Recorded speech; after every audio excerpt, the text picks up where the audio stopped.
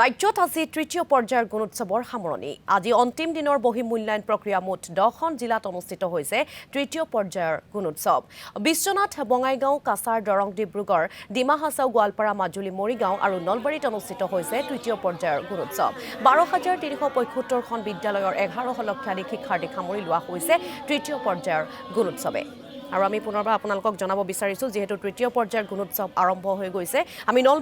নলবাৰীলৈ যাবলৈ বিচাৰিছো আমাৰ সাংবাদিক নকুল তালুকদাৰ ইতিমধ্যে সংযুক্ত হৈছে লাইভ যোগে নকুল তালুকদাৰ আজিৰে পৰা তৃতীয় পৰ্যায়ৰ গুণোৎসৱ আৰম্ভ হৈছে গতিকে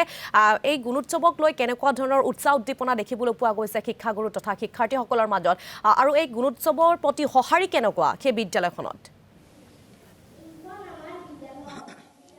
হয় যেহেতু তৃতীয় পৰ্যায়ৰ গুণোৎসৱ চলি আছে আৰু নলবাৰীৰ তৃতীয় পৰ্যায়ৰ গুণোৎসৱ চলি আছে যে সামৰণি পৰিব অন্তিম দিনটোত আমি নলবাৰীৰ অভ্যাসন মহাবিদ্যালয়ৰ দৃশ্য দেখুৱাব পাৰিছোঁ এই নলবাৰী অভ্যাসন বিদ্যালয় 1961 চনত ঋতুমণি 1961 চনত স্থাপন কৰা এই বিদ্যালয়ৰ আমি দৃশ্য প্ৰথমতে দেখুৱাই ল'ব বিচাৰিছোঁ ঋতুমণি এটা কথা ক'ব লাগিব ইতিমধ্যে মন্ত্ৰী জয়ন্ত মল্ল বৰুৱা আহি উপস্থিত হৈছে এই বিদ্যালয়খনত আৰু এই বিদ্যালয়খনৰ প্ৰথম অৱস্থাৰ পৰা যি সুন্দৰ এক পৰিৱেশন কৰা হ'ল সঁচাকৈয়ে চৰকাৰী বিদ্যালয়ৰ যদি এনেকুৱা সুন্দৰ শৃংখলাবদ্ধতা হয় তেতিয়াহ'লে নিশ্চিতভাৱে অভিভাৱকসকলে এনেধৰণৰ বিদ্যালয়ত পঢ়াবলৈ চেষ্টা কৰিব মই মন্ত্ৰী মহোদয়ৰ কিছু কথা জানিবলৈ চেষ্টা কৰিম ইতিমধ্যে ছাত্ৰৰ লগত কথা পাতি আছে সেই দৃশ্য দেখুৱাইছোঁ আৰু পুনৰ ক'ব বিচাৰিছোঁ যে আচলতে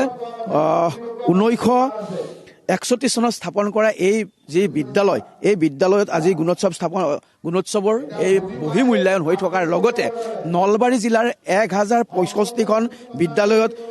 এই গুণোৎসৱ চলি আছে আৰু 513গৰাকী বিষয়াই এই মূল্যায়ন কৰি আছে সমান্তৰালকৈ যদি আমি চাওঁ তেতিয়াহ'লে সমগ্ৰ নলবাৰী জিলাত চৰকাৰী বিদ্যালয়ত যদি আমি ছাত্ৰ ছাত্ৰীৰ সংখ্যা চাওঁ তেতিয়াহ'লে দেখিবলৈ পাওঁ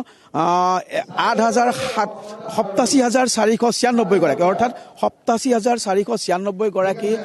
ছাত্ৰ ছাত্ৰী আছে নলবাৰী জিলাৰ চৰকাৰী শিক্ষানুষ্ঠানত আৰু এই মুহূৰ্তত মই মন্ত্ৰীগৰাকীৰ কিছু কথা শুনাব বিচাৰিছোঁ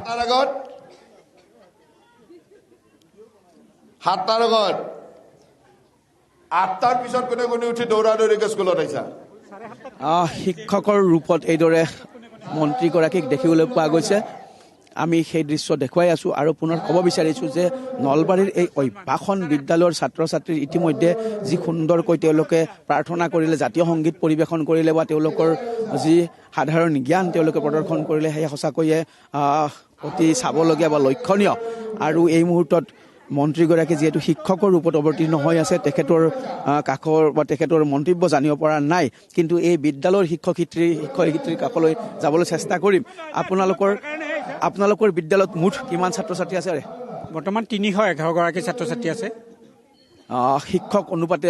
ছাত্ৰ অনুপাতে যিখিনি শিক্ষক লাগে সেইখিনি আছে নে নাই দেখাত ছাত্ৰ অনুপাতে শিক্ষক আছে কিন্তু আমি ছাত্ৰ ছাত্ৰীৰ সংখ্যা বেছি হোৱাৰ কাৰণে প্ৰতিটো শ্ৰেণীতে দুটাকৈ শাখা কৰিব লগা হৈছে সেইকাৰণে আমাৰ অলপ অসুবিধা হৈছে আৰু যদিও আমাৰ 311জন ছাত্ৰ ছাত্ৰীৰ কাৰণে 14জন শিক্ষক মিলি আছে কিন্তু প্ৰতিটো শ্ৰেণীতে শাখা কৰিবলগীয়া হৈছে কোনোবাটো শ্ৰেণীত 75জন ছাত্ৰ ছাত্ৰী কোনোবাটোত 54জন আছে কোনোবাটোত 65জন আছে গতিকে এটা শাখাত আমি যিহেতু ৰাখিব নোৱাৰোঁ তাৰ কাৰণে আমাক অলপমান আৰু 2-3জন শিক্ষক হ'লে সুবিধা হয় আৰু আমাৰ নিশ্চিতভাৱে আৰু কিছু তেওঁলোকক সা সুবিধা বা শিক্ষকৰ প্ৰয়োজন আছে কিন্তু তাৰ পিছতো ইমান সংখ্যক ছাত্ৰ ছাত্ৰী এখন চৰকাৰী শিক্ষানুষ্ঠানত নলবাৰীৰ সদৰৰ থকা এখন শিক্ষানুষ্ঠানত সঁচাকৈয়ে এক লক্ষণীয় বিষয় আৰু মন্ত্ৰীগৰাকী নিজে এই বিদ্যালয়খন আজি পৰিদৰ্শন কৰিছে গুণোৎসৱ উপলক্ষে আৰু শিক্ষাৰ মানদণ্ড নিৰূপণ তথা নিৰ্ধাৰণৰ কাৰণে ৰাজ্য চৰকাৰে যি পদক্ষেপ গ্ৰহণ কৰিছে সেই পদক্ষেপক দেখা পোৱা গৈছে শলাগ লৈছে ছাত্ৰ ছাত্ৰী তথা অভিভাৱক তথা শিক্ষকসকলে উৎসাহ উদ্দীপনা দেখিবলৈ পোৱা গৈছে শিক্ষাৰ্থীসকলৰ মাজত গতিকে এনেদৰে এতিয়া দেখা পোৱা গৈছে তৃতীয় পৰ্যায়ৰ গুণোৎসৱ আৰম্ভ হৈছে সমগ্ৰ ৰাজ্যতে গতিকে সেই স্থানৰ পৰা নলবাৰীৰ পৰা আমাক কিছু পৰিৱেশ দেখুৱালে আমাৰ সাংবাদিক নকুল তালুকদাৰে